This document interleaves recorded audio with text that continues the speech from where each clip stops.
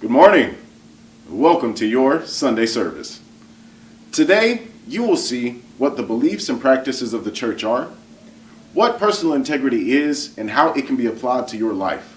And then also, we're going to be taking a look at the basic thing that is needed to help anyone come to a solution regarding their problems. Now, let us begin with the reading of the Creed of the Church of Scientology.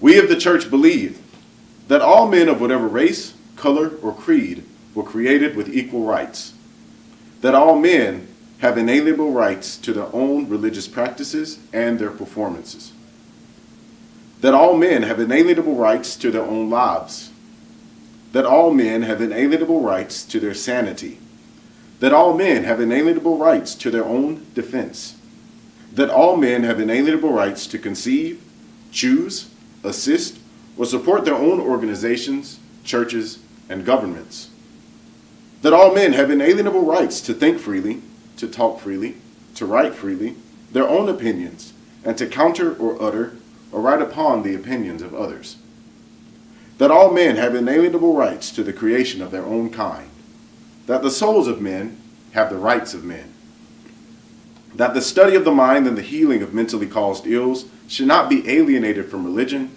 or condoned in non-religious fields, and that no agency less than God has the power to suspend or set aside these rights, overtly or covertly. And we of the church believe that man is basically good, that he is seeking to survive, that his survival depends upon himself and upon his fellows and his attainment of brotherhood with the universe. And we of the church believe that the laws of God forbid man to destroy his own kind, to destroy the sanity of another, to destroy or enslave another's soul, to destroy or reduce the survival of one's companions or one's group. And we of the church believe that the spirit can be saved, and that the spirit alone may save or heal the body. Now, with having that look at the things which are inalienable rights to you as man, there are also things that you yourself can observe, and that is where personal integrity comes in. So let's see Personal Integrity by L. Ron Hubbard. What is true for you is what you have observed yourself. And when you lose that, you have lost everything. What is personal integrity? Personal integrity is knowing what you know. What you know is what you know. And to have the courage to know and say what you have observed. And that is integrity, and there is no other integrity. Of course, we can talk about honor, truth, all these things, these esoteric terms. But I think they'd all be covered very well if what we really observed was what we observed. That we took care to observe what we were observing, and that we always observed to observe. And not necessarily maintaining a skeptical attitude, critical attitude, or an open mind, but certainly maintaining sufficient personal integrity and sufficient personal belief and confidence in self and courage that we can observe what we observe and say what we have observed. Nothing in Dianetics and Scientology is true for you unless you have observed it, and it is true according to your observation. That is all. Now, with you having the ability to observe, you can see things as they are. So, a lot of us have lots of friends who have problems. And some of us ourselves have lots of problems. Now, the thing when it comes to problems is some people like to seek help. They like to get advice. And some of us have become very stable people who can give people advice.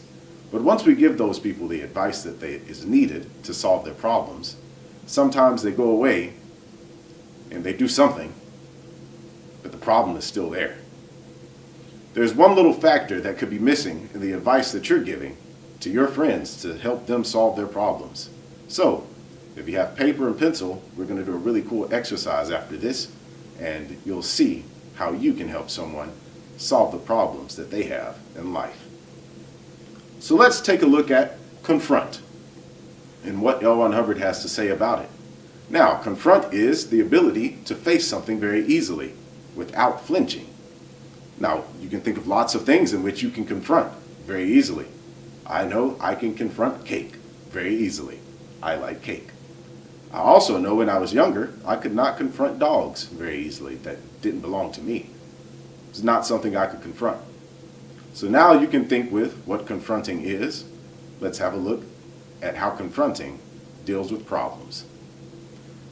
One can safely assume that there is always something about a situation the person can confront. This is a principle which forms the basis of a solution for many who are overwhelmed by their environment. For example, a social worker is visiting Mrs. O'Leary in her tenement. Mrs. O'Leary has a lot of problems, and she is telling them to the social worker. Her husband gets drunk all the time and never brings home any pay, and the furniture is all broken, and the children have no clothes, and it's impossible to keep the place clean and so forth. The social worker can really get somewhere if he can find something that can be confronted by the person he is trying to help and get him to actually do it. Although this sounds very simple and innocuous, it has fantastic workability. People working in the field of social work usually fail to simply adjudicate the problems involved in the situation and then do something about those problems that can have something done about them. And that somebody can confront to do something about them. So, as a net result, a social worker doesn't succeed because he never gives anybody anything they can do. The well-meaning social worker says, "What you want to do, Mrs. O'Leary, is clean this place up. Scrub it down from top to bottom. After all, we've given you soap. And get your children cleaned up and put them in those nice new dresses we sent you. Now, I'll have a talk with your husband about his drinking." At this point, even if Mrs. O'Leary would have cleaned up the whole place and put the children in clean clothes, she and the social worker part company violently. The social worker has just told Mrs. O'Leary something that she knows by experience cannot be done. Nobody can talk to her husband about his drinking. She doesn't think that even a full-scale attack by the United States Army could do anything about Mr. O'Leary's drinking. Nothing the social worker says or does from this point is going to have any effect on Mrs. O'Leary. Suppose, however, the social worker listened carefully to Mrs. O'Leary and then applied the principle of giving her something she could actually confront handily. He might have noticed that during her conversation, Mrs. O'Leary had emptied an ashtray for his cigarette. So he says to her, "I'll tell you what I would do. I would start on this thing a little bit at a time, and I would get the place cleaned up. Now, why don't you keep the ashtrays emptied?" She might even get angry with him. But when the social worker leaves, Mrs. O'Leary will go around empty the ashtrays. Find something that the person can confront handling is essential to getting his or her agreement to handle it. The first step of help is there is something that can be done about it. And the second level contains the element that you can do. Giving a person something he or she can confront and actually get done starts to give him the idea that the situation can be handled. The next thing you know, Mrs. O'Leary is liable to start getting ideas that she can even do something to make her husband stop drinking. This principle of giving a person something they can confront doing is fabulously useful in many areas. People often don't know how to get any further in life. They know they cannot make any improvement in life, that it is impossible to be any better at all. But using this datum, one could easily demonstrate even to a whole group that it is possible to get better. It would be done in the following manner. Start by advising the person you want to help. Okay? So now, at this point, if you have paper and pen, you can go along with this because this is something that you can actually do. And I'm going to pause after I give you each step so that you can actually do the step. So, you advise the person that you want to help them. Write down on a piece of paper, you're telling them this, write down on a piece of paper a short list of the problems in your life. So do that now. Write down on a piece of paper a short list of the problems that you have in your life.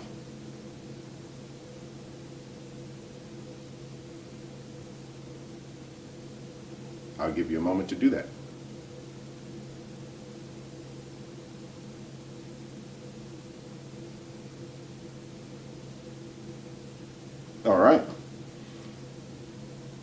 Now that you have done that, which one of those is the easiest for you to confront?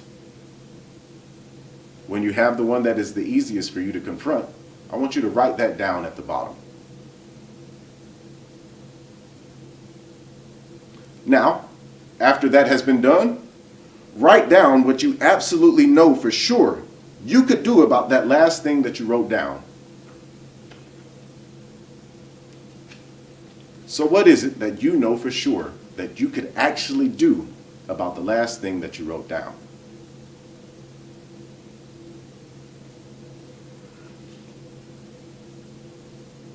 Now that you have all of this, I want you to look at what you've written down at the bottom of the page. Do it.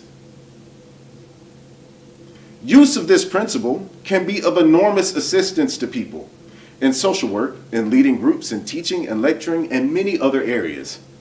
Don't tell people about problems that they know they cannot do anything about and expect them to be enthusiastic about accomplishing anything. Neither the problem being pointed out nor the suggested solution must exceed the ability to confront on the part of the person to whom it is being addressed. The easiest thing to relay is an idea, but the idea must not violate the potential to confront on the individual who is expected to execute it. The sequence is, what is the situation? What part of the situation is potentially confrontable? And what part of the situation will somebody do something about? Most people stop giving advice because the advice they give is never followed. But if one followed the rules laid out here, he would be a very successful advisor. Since what the people are being asked to do is confrontable to them, they will be able to handle their problems and succeed at it. As a result, they will be able to see and confront more of their difficulties, and the above sequence can be repeated. A new review of the general situation will find that they have an improved idea of what is potentially confrontable against their problems. The only difficulty one can encounter is that sometimes they start moving with too great a confidence. And like a baby who has just learned how to walk, they go tearing across the room at high run. Unfortunately, they usually fall on their faces after the third step. They can get overly ambitious. That has to be taken into consideration and the person warned with, don't do any more than this right now. That's their warning. If you make it your business to 1, rapidly get an estimation of what a person thinks is wrong, and 2, find out which one of these points he can confront, and then 3, find out what he is going to do about that point which he thinks he can do, and then 4, get him to do it. And at that point, you become terribly insistent on the subject of getting that point done. You will have agreement with a capital A every time. So, as you can see, Scientology has many applications in your life you can use to help people. And they are easy to learn. The Scientology Handbook contains the data that you've just heard and many more of the basics of Scientology. They are there for your use. So, take a look at what you've written down, go over this again, and actually attack the problems that you see are there in your life, especially in these times where it may seem as if a lot of things are not actually able to be confronted, or a lot of things aren't able to be done. Remember, the first step of help is something can be done about it. Now, I look forward to seeing you guys next Sunday, as next Sunday the topic is going to be on getting to know ourselves. You are the best friend that you could have. But the thing is, sometimes your best friend, being yourself, can be very neglected by things that others say about you and or the things that you say about yourself. So we're going to go on a journey next Sunday to see what does it mean to be our own best friend and what can we do to improve our lots. So now, let us end Sunday service with the reading of the Scientology Prayer for Total Freedom. May the author of the universe enable all men to reach an understanding of their spiritual nature. May awareness and understanding of life expand so that all may come to know the author of the universe. And may others also reach this understanding which brings total freedom. At this time, we think of those whose liberty is threatened, of those who have suffered imprisonment for their beliefs, of those who are enslaved or martyred, and for all those who are brutalized, trapped, or attacked. We pray that human rights will be preserved so that all people may believe and worship freely, so that freedom will once again be seen in our land. Freedom from war and poverty and want, freedom to be, freedom to do, and freedom to have. Freedom to use and understand man's potential, a potential that is God-given and God-like. And freedom to achieve that understanding and awareness that is total freedom. May God let it be so. Thank you for coming to Sunday service. I look forward to seeing you next Sunday.